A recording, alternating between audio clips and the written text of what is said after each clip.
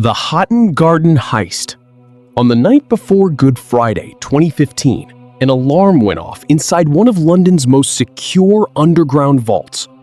A security guard, miles away, saw the alert on his screen. He called the police. Officers noted it. And then, nothing happened. No one was sent to check. The alarm was silenced, filed away, forgotten. Over the next 36 hours, a group of men, most of them old enough to be drawing a pension, would walk in and out of that vault as if they owned it, drilling through solid concrete to reach one of the richest halls in British criminal history. When it was finally discovered, detectives would call it the largest burglary in English legal history. And the men behind it weren't young, desperate criminals. They were relics of an older era of British crime, coming out of retirement for one last job. This is the story of the Hatton Garden Heist. The Diamond District. Hatton Garden is a narrow street in central London, tucked between Clerkenwell and the city. For centuries, it has been the beating heart of Britain's jewellery trade.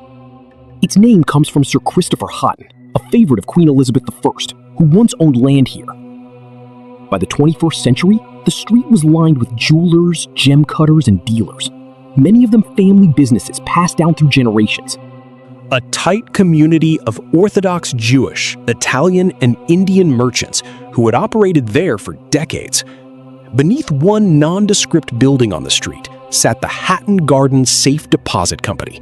It wasn't a bank, it was a private vault operator offering safety deposit boxes to jewelers, dealers, and private individuals who wanted somewhere secure to store cash, gold, and gems away from prying eyes.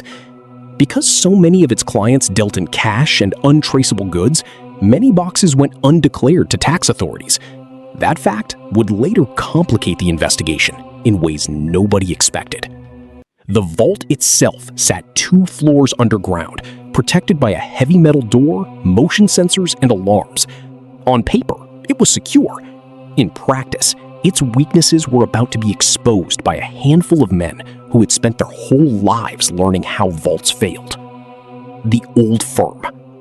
The ringleader was Brian Reader, 76 years old at the time of the heist. Reader was a legend in British criminal circles, a survivor of the notorious Brinks Mat robbery investigation from the 1980s, one of the biggest gold heists in UK history. Decades later, he was still active, still connected, and still willing to plan a job of this scale. Around him, Reader assembled a crew of men from his generation. Terry Perkins, 67, had served time for a 1983 armed robbery. Danny Jones, 58, was known for his physical fitness despite his age, and for a taste for adventure novels about heists. John Kenny Collins, 74, acted as a lookout and driver.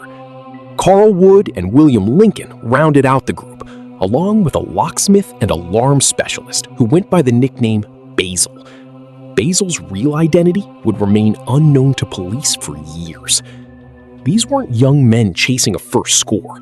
They were career criminals from an older school, most with grown children and grandchildren, planning what several of them openly discussed on recordings later obtained by police as one final legendary job: the break-in. The gang's plan relied on the long Easter bank holiday weekend, when the Diamond District would be empty and quiet for 4 straight days. On the evening of Thursday, April the 2nd, 2015, several of the men gathered near Hatton Garden. Rather than force their way through the building's front entrance, they targeted a rear fire escape and a lift shaft, using it to descend into the basement level where the vault stood. Using a heavy-duty, diamond-tipped drill, the gang began boring through the vault's rear wall, more than 18 inches of solid, reinforced concrete. It was slow, punishing work for men in their 60s and 70s. At one point, the drill's motor burned out, and the gang had to source and bring in a replacement mid-heist. They worked through the night, cutting a hole just wide enough for a person to squeeze through. At 12:21 in the morning on April the 3rd, an alarm inside the vault was triggered by their activity. The alert was received by the monitoring company and passed to the police. But officers decided not to attend the scene, treating it as a low priority. It was a decision that would later draw fierce criticism, and one that gave the gang all the time they needed. By the early hours of the morning, the men had broken through into the vault chamber itself. Inside were 73 safety deposit boxes. One by one, using crowbars and angle grinders, they forced them open, working their way through cash, gold bars, diamonds, and jewelry that clients had stored away, many of them for years, believing the vault to be unbreakable. A second trip. By the morning of Good Friday, the gang had left the scene, apparently satisfied with a strong first haul.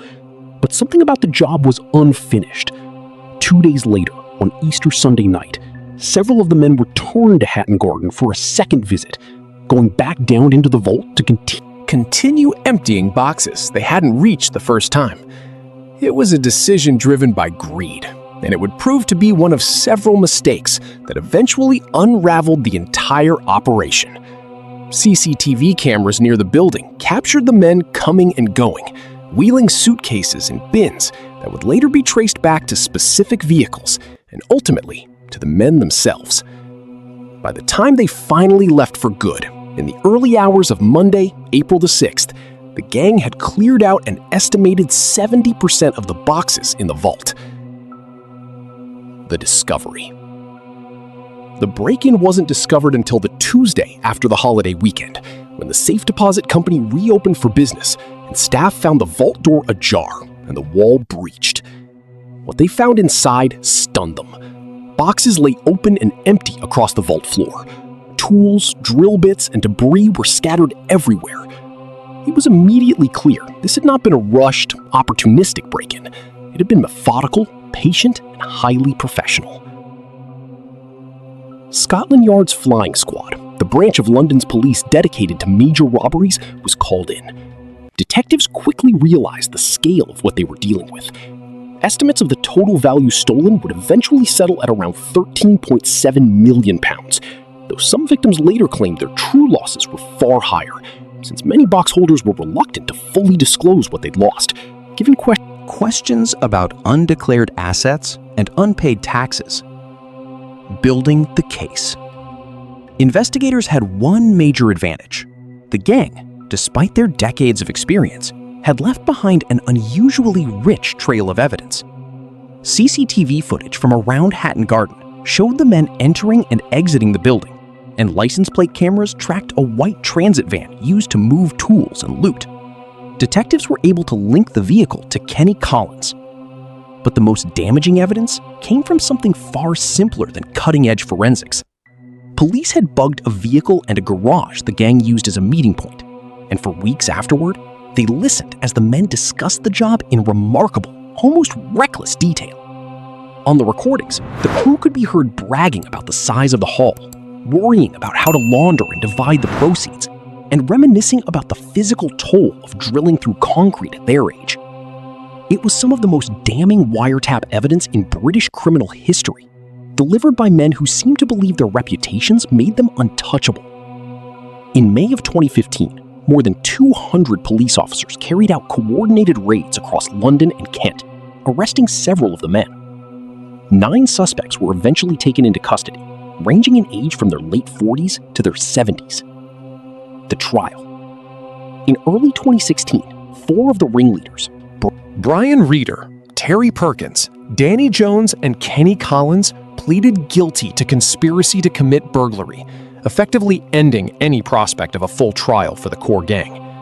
Other men, including Carl Wood and William Lincoln, contested the charges, but were later convicted following trial. In March of 2016, the men received prison sentences, ranging up to 7 years, sentences that many in the public and press felt were surprisingly light given the scale of the crime, a reaction fueled partly by the gang's almost folkloric image as a crew of aging, working-class Londoners pulling off one last impossible job. The case and the gang's age captured public fascination well beyond Britain. They were nicknamed the Diamond Weezers and the Bad Grandpas in press coverage, and their story was eventually adapted into feature films. Basil. But one figure remained missing. The man known only as Basil, believed to be the gang's alarm and lock specialist, had vanished before the arrests began, apparently the only one with the foresight to disappear. For nearly 3 years, Basil's real identity was unknown to police. Then, in 2018, investigators tracked down a man named Michael Seed, who they believed matched Basil's profile. When officers searched his flat in North London, they found hundreds of pieces of jewelry from the heist, along with gold ingots he appeared to be melting down on a workbench, a smelting machine, alarm system manuals, and signal blocking equipment.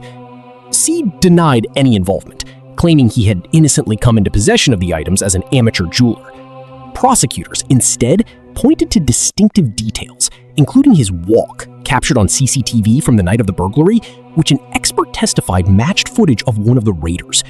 In 2019, a jury convicted Seed, and he was sentenced to 10 years in prison. What was never found? Even with the gang caught and Basil finally identified, the case never delivered a full resolution. Of the roughly £13.7 million stolen, only a fraction has ever been recovered. A little over a third, by some police estimates. The rest, cash, gold, and gemstones, has simply disappeared, presumably sold, melted down, or hidden somewhere the gang never revealed.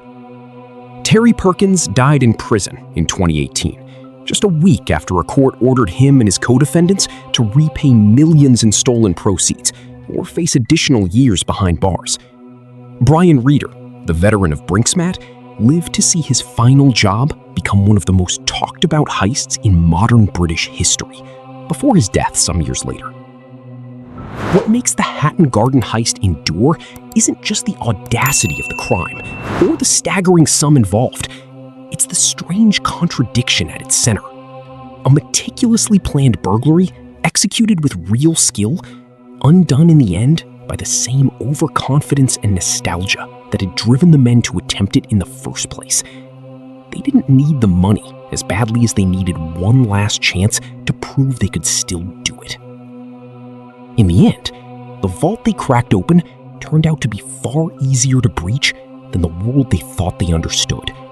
One that no longer forgave the mistakes an earlier generation of criminals had once gotten away with.